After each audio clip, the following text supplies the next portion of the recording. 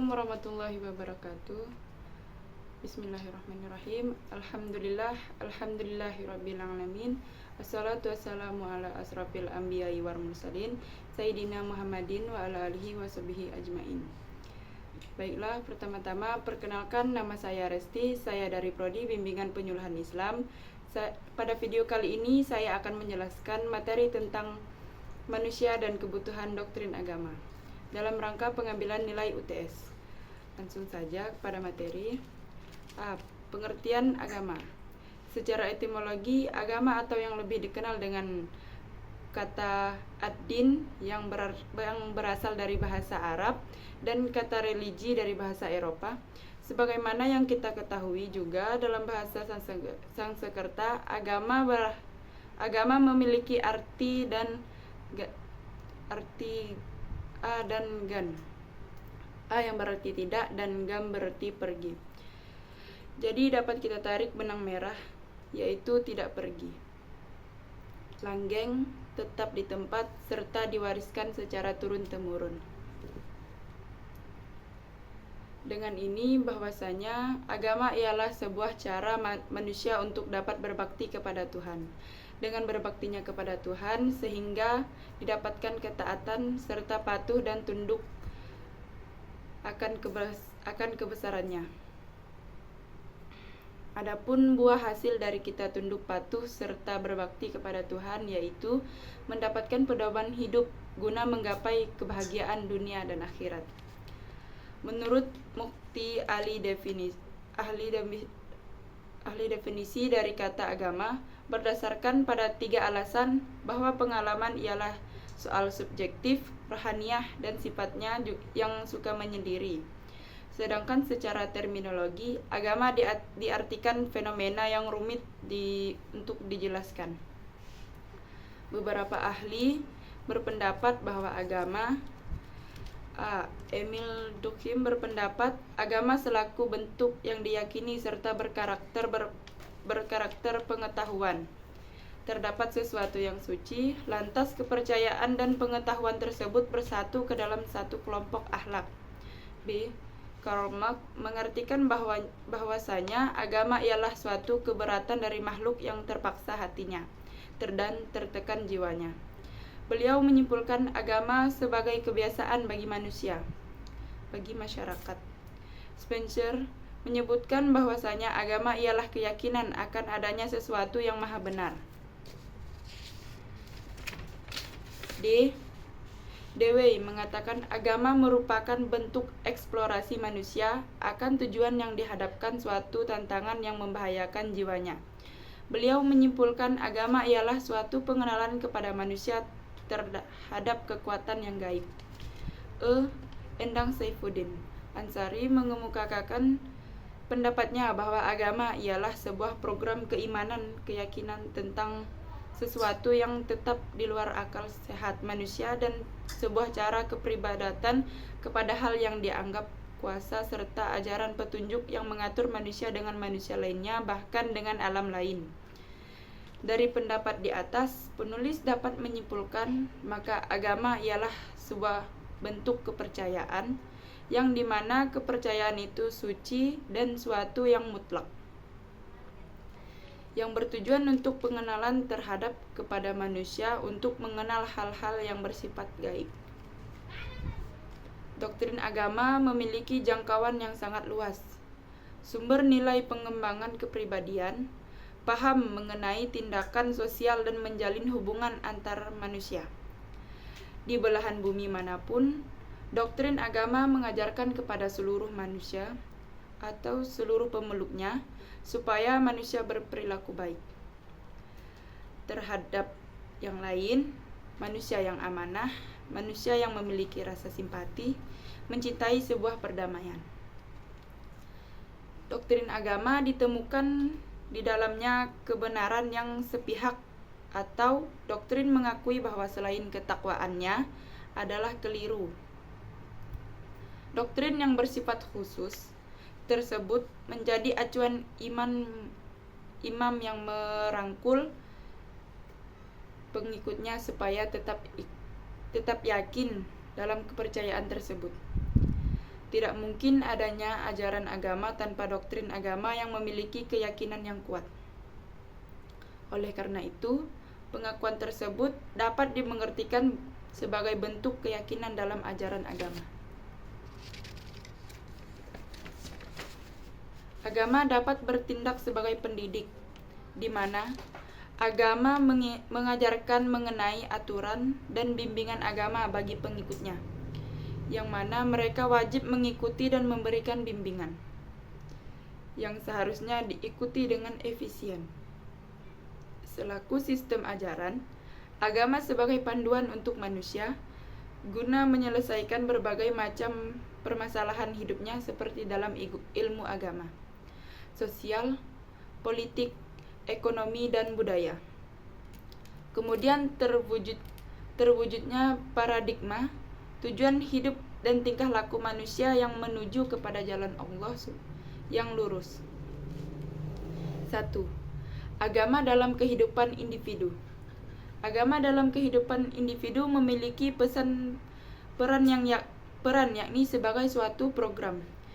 Program yang dimaksud di situ yaitu norma-norma yang berlaku. Inilah yang nantinya akan menjadi tolak ukur manusia untuk bersikap dan berperilaku supaya sejalan dengan kepercayaan agama. Nilai agama inilah yang nantinya akan menjadi suatu pembeda dengan agama yang lainnya. Doktrin agama dapat mengembangkan kepribadian seseorang yang akan menimbulkan berbagai macam masalah nantinya.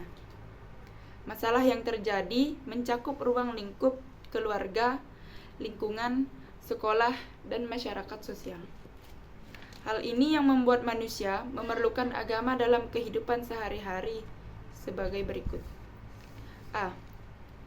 Agama sebagai sumber nilai dengan menjaga kesusilaan.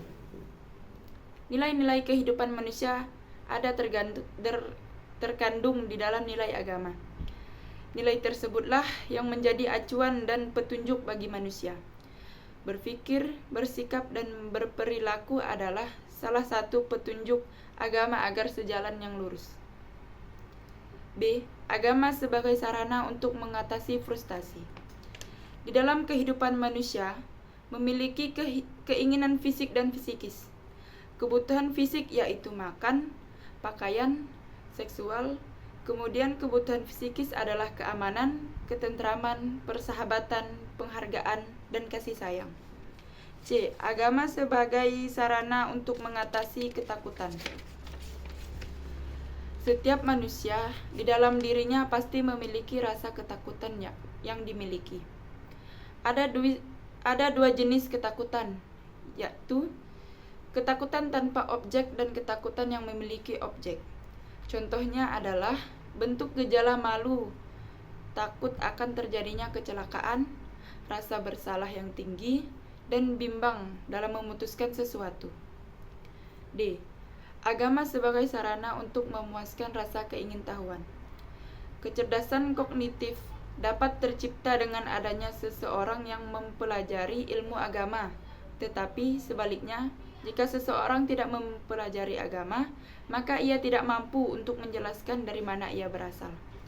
Kemudian, apa tujuan mereka hidup, mengapa manusia ada, dan kemana manusia akan kembali. Dari semua fungsi yang telah dipaparkan di atas, bahwa agama di dalam kehidupan bermasyarakat berasa frustasi yang ada di dalam dirinya untuk bisa mengatasi perasaan takut akan sesuatu, dan juga sebagai penyembuh rasa ingin tahu, di mana dengan adanya agama di dalam kehidupan individu juga memiliki peranan yang sangat penting untuk bisa mengatur dirinya sendiri. 2. Fungsi agama dalam kehidupan bermasyarakat. Manusia berdasarkan sifatnya selalu menginginkan untuk beragama. Insting akan adanya keinginan untuk beragama dan memikirkan agama.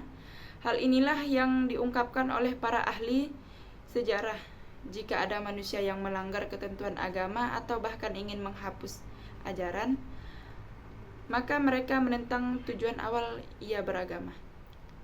Kumpulan dari beberapa individu atau yang lebih kita kenal dengan masyarakat yang tercipta karena adanya lapisan sosial, menurut kepustakaan ilmu sosial terdapat 3 jenis masyarakat, antara lain ialah masyarakat majemuk, masyarakat heterogen, dan masyarakat homogen. Dalam prakteknya, fungsi agama dapat kita lihat yakni sebagai A. Berfungsi edukatif. Ajaran agama adalah suatu paham yang harus mereka percayai dan harus pula dipatuhi. Menyuruh dan melarang adalah fungsi agama dari segi hukum. Kedua hal ini memberikan tuntunan untuk penganutnya menjadi pribadi yang baik dan menjadi awal dengan doktrin agama yang mereka percayai. B. Berfungsi penyelamat. Setiap manusia pasti ia membutuhkan jaminan akan dirinya untuk selamat. Keselamatan yang diinginkan baik itu keselamatan di dunia dan juga akhirat. Untuk menggapai hal itu, para pengikutnya diberi ajaran untuk bisa mengimani kepada Tuhannya. C. Berfungsi sebagai perdamaian. Melewati agama, seseorang bisa merasakan akan adanya rasa bersalah atau berdosa. Tetapi dengan adanya agama, manusia memiliki ketenangan batiniah melalui doktrin agama. Dengan melewati berbagai cara penebusan dosa, maka rasa bersalah akan hilang. D. Fungsi sebagai sosial kontrol. Para pengikut doktrin agama akan terkait baik selaku batin maupun kelompok kepada tuntunan ajaran agama yang dianutnya. Ajaran agama adalah pengawas bagi penganutnya baik secara sosial, individu maupun kelompok. Berfungsi sebagai rasa pemupuk rasa solidaritas. Fungsi untuk kita mengenal nilai untuk memelihara kesusilaan. Untuk manusia bisa mengatasi para pengikut doktrin yang sama dapat menciptakan akan adanya perasaan sesuatu baik secara psikologis, iman bahkan secara kepercayaan. Dengan adanya rasa kesamaan yang tinggi, maka akan membentuk solidaritas kelompok maupun per orang. F. Berfungsi transformatif.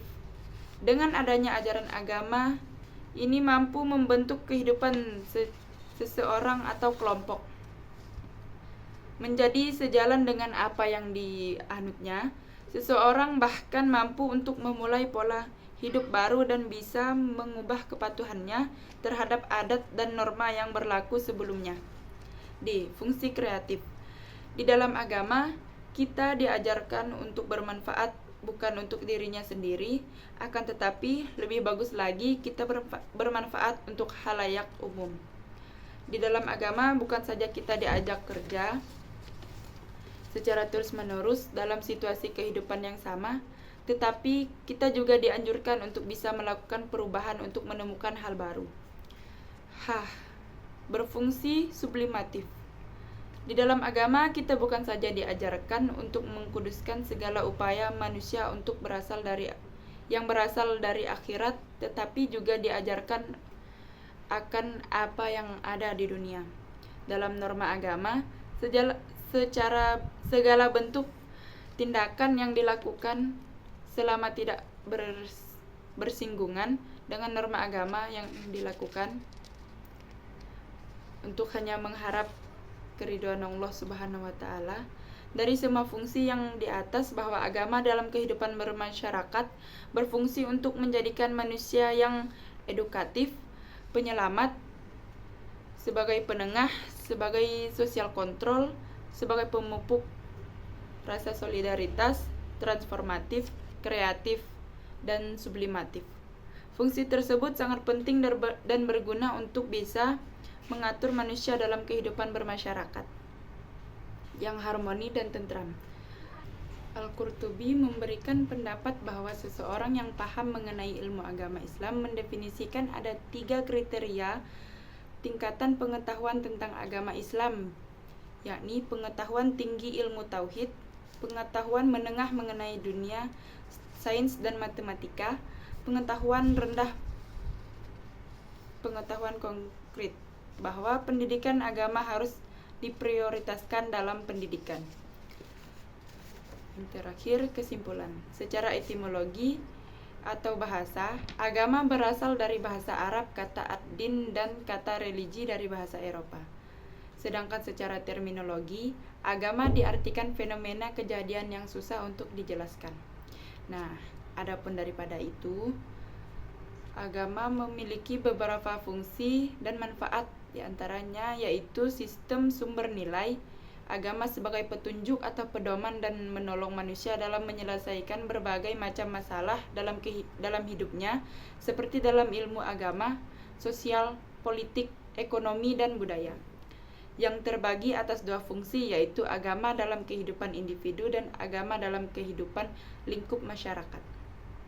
Adapun manfaat agama dalam kehidupan individu terdapat 4, yaitu agama sebagai suatu sumber nilai untuk melindungi kesusilaan, agama sebagai sarana untuk menyingkirkan rasa frustasi, agama sebagai sarana untuk mengatasi ketakutan, dan yang terakhir yaitu agama sebagai sarana untuk memuaskan rasa ingin tahu.